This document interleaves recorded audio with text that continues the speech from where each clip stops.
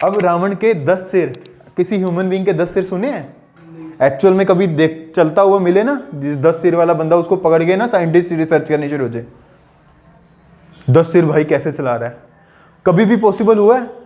देवी देवता के 10 सिर नहीं थे, राक्षस के 10 सिर।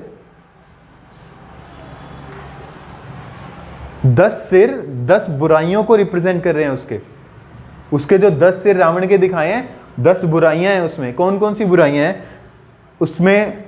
पहली 5 तो मेन जो हमें विकार बताते हैं। विकार मतलब हमारे प्रॉब्लम्स, जैसे काम, क्रोध, लोभ, मोह, अहंकार, ईगो, ये 5 तो मेन हुए।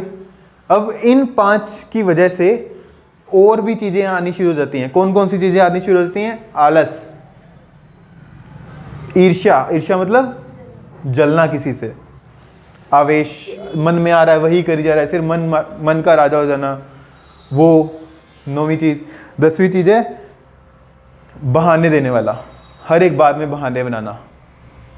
ये 10 कमजोरियां जो है ये वो रावण की थी। वो रावण का एक एक कमजोरी, एक एक सिर को दिखाया गया है।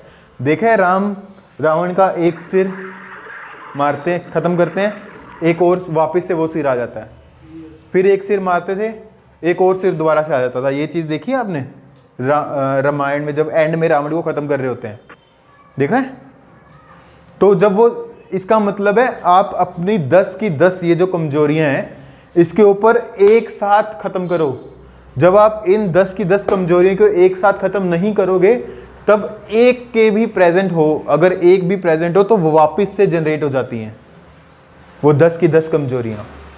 अगर आप सिर्फ और सिर्फ अपने गुस्से के ऊपर काम कर रहे हो कि मेरा गुस्सा ठीक हो जाए, ठीक है, तो राम मतलब आपके गुस्से वाले सिर को मार रहे हैं, इसका मतलब ये माना जी, ठीक है? तो आपका गुस्से वाला सिर मान लेते हैं खत्म हो गया, पर अगर बाकी के 9 प्रेजेंट होंगे ना, थोड़े दिन में वो वापस से गुस्से वाला सिर पैदा हो जाएगा। ये दिखाया गया है वहां पे। तो फिर ना क्या होता है, विभीषण आते हैं राम के कान में कुछ बोलने, याद है? वो राम के कान में आके बोलते हैं कि ना इसके नाभि में मार तीर। वो नाभि से नीचे इस पॉइंट पे होता है, नाभि के नीचे। आप लोगों को अगर 7 चक्रों का ज्ञान हो, नॉलेज हो, 7 चक्रस होते हैं मेडिटेशन में, सुना है आपने? 7 चक्रस। और जो सेकंड नंबर पे चक्र होता है ना, मतलब कि एक बिल्कुल हमारी टेल बोन पे होता है, वो रेड कलर पावर का, और उसके बिल्कुल ऊपर एक प्योरिटी का होता है। प्योरिटी हर एक चीज़ में प्योर, थॉट में प्योर, वर्ड्स में प्योर, एक्टिविटीज़ में प्योर, वो प्योरिटी का चक्र होता है, ठीक है? वो पोजीशन बताई किसने? विभीषण ने राम जी को, कि इस पोजीशन में मारोगे तब वो मरेगा।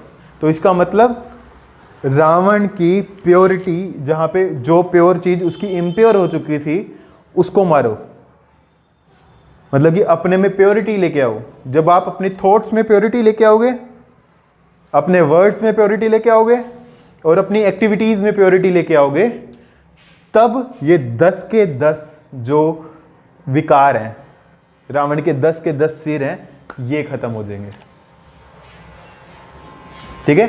बोला जाता है, बार बार आपने एसेज में पढ़ा है, बुराई पे अच्छाई की जीत, बुराई पे अच्छाई की जीत। वो कैसे ली, उसका कॉन्सेप्ट समझा?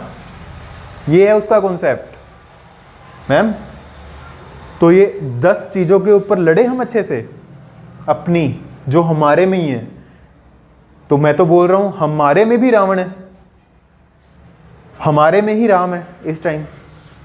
तो वो राम जो मैं हूँ, वो मेरे अंदर में जो रावण आ चुका है उससे लड़ रहा है अच्छे से। उस रावण को जलाना जरूरी है कि इस रावण को जलाना जरूरी है? तो मेरा कहने का मतलब है कि अपनी ये सारी चीज़ें, काम, क्रोध, लोभ, मोह, अहंकार और आलस, ईर्ष्या, आवेश, अलबेलापन और बहानेबाजी, इन चीज़ों को ख़त्म करना है तो सीधी सी बात है, अपनी प्योरिटी के ऊपर वर्क करना पड़ेगा। प्योरिटी के ऊपर वर्क करने का मतलब है अपनी सोच, अपने वर्ड्स और अपनी एक्टिविटीज़ को प्योर बनाना पड़ेगा।